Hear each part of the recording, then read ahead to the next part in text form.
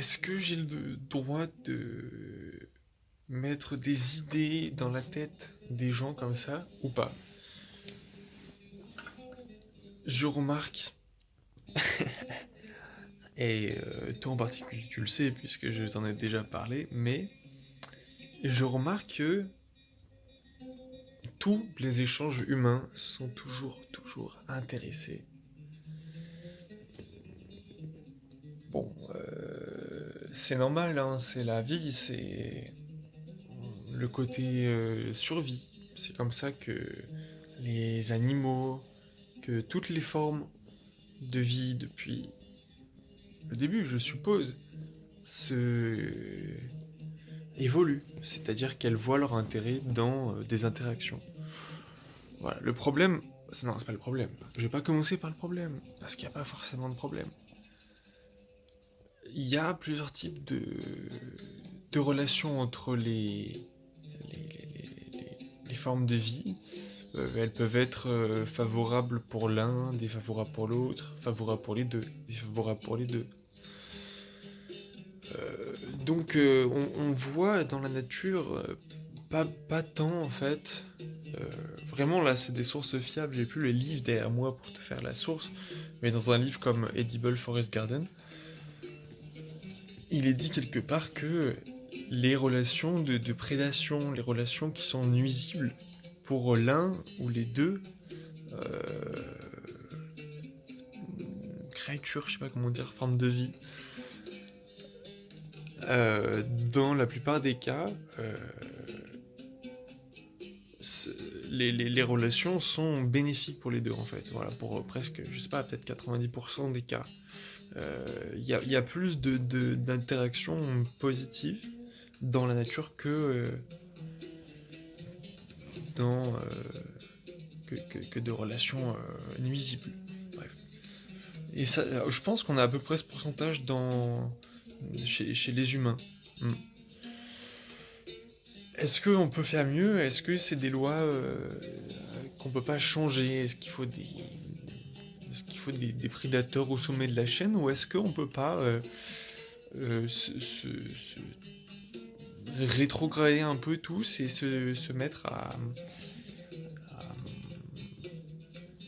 je sais pas, organiser les pâtures pour que chacun puisse paître tranquille? Est-ce que c'est impossible pour les humains? Je pense que déjà c'était difficile avant, tu sais, avant, cette époque. Mais je pense qu'aujourd'hui c'est encore plus complexe puisque vraiment, que ce soit les modèles anciens ou les modèles récents, ils sont une vraie agressivité, une, comment dire, leur énergie est brutale, elle est pas raffinée du tout. C'est l'énergie de la conquête un peu aveugle, voilà ce que je peux faire dans le monde matériel, là là là. Mais on m'a dit à plusieurs reprises que depuis les Grecs, machin, on n'avait pas quand même trop évolué euh, au niveau de notre cerveau. Et je serais tenté de... Bien sûr, on a accumulé beaucoup de connaissances et la civilisation, machin, très bien.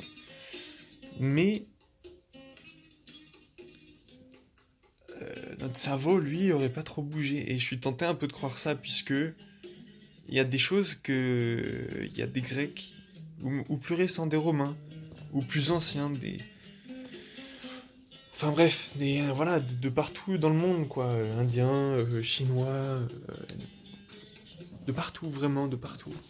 Des gens ont déjà compris des choses fantasques telles que si tu n'es pas bien ici, tu ne seras pas bien ailleurs.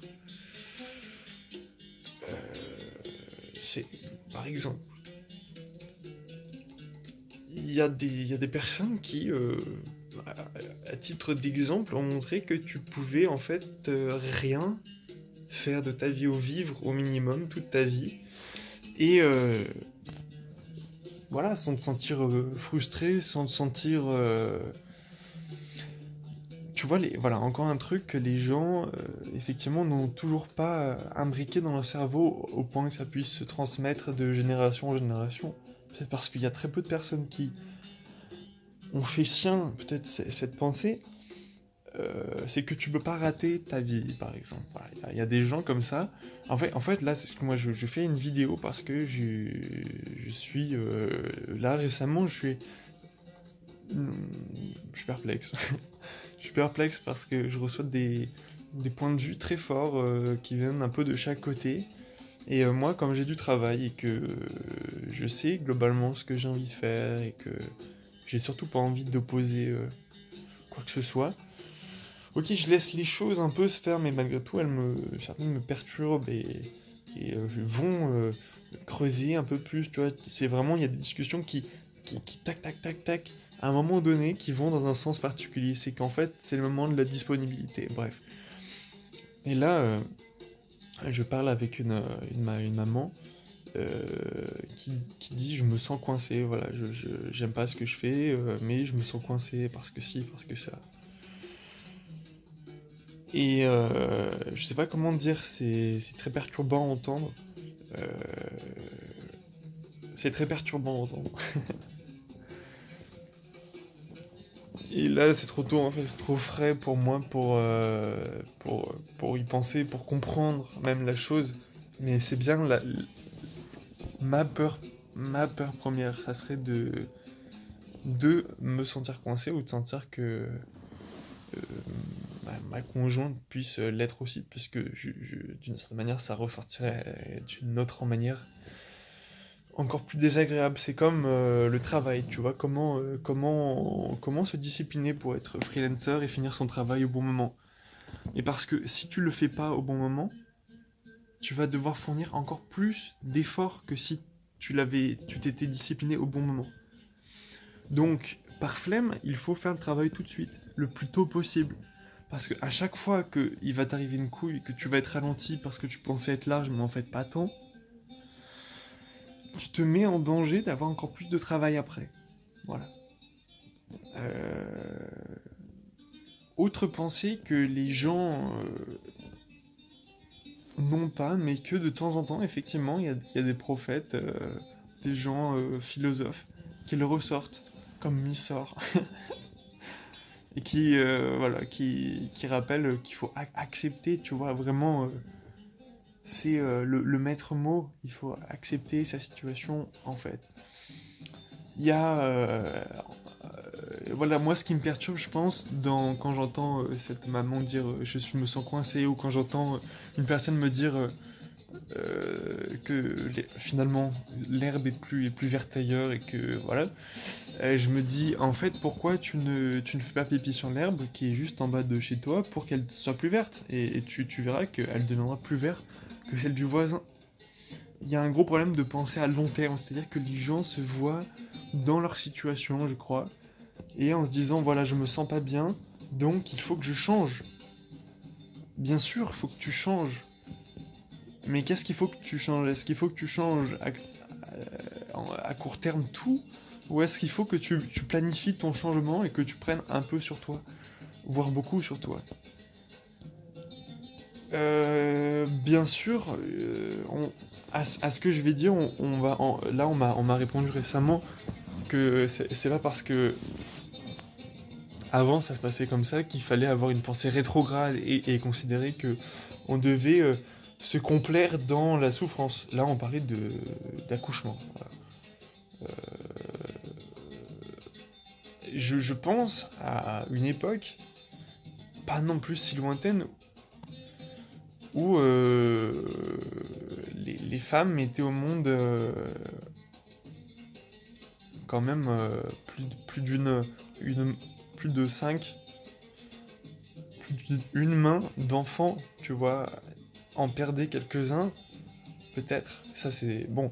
Je dis pas, voilà, tu vois, en fait, quand je commence à citer des exemples comme ça, je sens qu'il y a une pensée, parce que j'ai exactement la même réflexion, tu vois. C'est comme ça que, effectivement, j'en arrive des fois à défendre des, sais pas, non, rien de très important, mais bon. Pour contrer ton point de vue qui va me contrer en me disant oui, ça c'était avant, est-ce que c'est souhaitable maintenant, machin. j'ai- je vais te dire un truc, c'est que par confort, par flemme, beaucoup de choses en fait se dégradent. Alors bien sûr, ça se corrige dans le temps, machin, mais euh, il faut choisir un petit peu ce- comment dire, l'effort, ce que tu es prêt de ton temps, comment tu es prêt à convertir ton temps euh, pour obtenir à la fin un résultat quand même satisfaisant. Parce que tu peux te dire, ok, bon bah voilà, mon objectif c'est de trouver un travail. Mais si tu l'inscris pas dans un plan plus large qui serait de dire je trouve un travail pour gagner de l'argent, pour financer ci, et pour ensuite gagner ce niveau d'autonomie, pour ensuite aller là et gagner ce niveau d'autonomie là, etc., etc. Alors t'es piégé dans un monde parce que tu dirais toujours oui, j'aime pas ce que je fais, je me sens coincé parce que. Et en même temps, c'est facile pour moi de dire ça, et c'est mon problème en fait, c'est que j'ai la flemme aussi. J'ai la flemme, mais en même temps, je m'impose une sorte de préparation, comme Ernesto 2.0 disait, comment se préparer pour aller vivre dans la forêt. Ben, au-delà du contexte très matériel de la forêt, comment vivre avec peu de choses. Euh, c'est intéressant. C'est dommage en fait que ça soit amené par ce monde de l'hypermobilité. Tu vois, voilà, encore une discussion que j'ai eue, je disais, non, c'est pas moi qui disais à la base, on me disait c'est important de pouvoir bouger, de se déplacer, de pouvoir prendre l'avion pour aller d'ici à là, de rencontrer des gens physiquement. Euh, et ça va me rapporter à l'exemple de l'époque avant. J'ai envie de parler encore de l'époque avant. Comment les gens faisaient pour vivre. En fait, ce qui me saoule, c'est pas ce qui me saoule, mais on est tous dans le même bateau du malaise, etc. On est tous soumis à des va-et-vient comme ça euh, de morale. Et en fait, je comprends pas pourquoi il y a des gens qui pensent résoudre leur malaise au détriment des autres, en fait. Euh, voilà, c'est juste. Enfin, pas au détriment des autres. Non, alors là, je me suis mal exprimé, c'est. Mais en fait, je pense qu'il y a des gens qui ont acquis une capacité à accumuler le pouvoir de faire des choses, notamment, je sais pas, voilà, de se déplacer un peu comme on veut, de pouvoir faire ci, de pouvoir faire ça. Mais donc, parce qu'il y a le pouvoir, il y a la volonté de l'utiliser, mais c'est pas la finalité des choses. Effectivement, la finalité des choses, c'est d'accumuler beaucoup de pouvoir, mais pour le service, voilà, pour le service, c'est vraiment ce terme, pour se préparer, pour améliorer ses conditions de vie. Et tu peux pas améliorer tes conditions de vie si tu n'améliores pas les conditions de vie générale. C'est illusoire si c'est pas toi qui le comprends, ce sera tes enfants. Alors, plus grand désintérêt. En fait, là, je suis sur une espèce de malaise parce que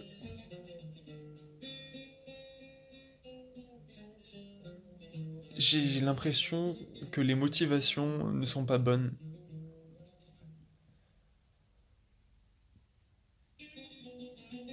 Donc pour revenir aux exemples anciens, de... on se donnait plus de peine avant et on...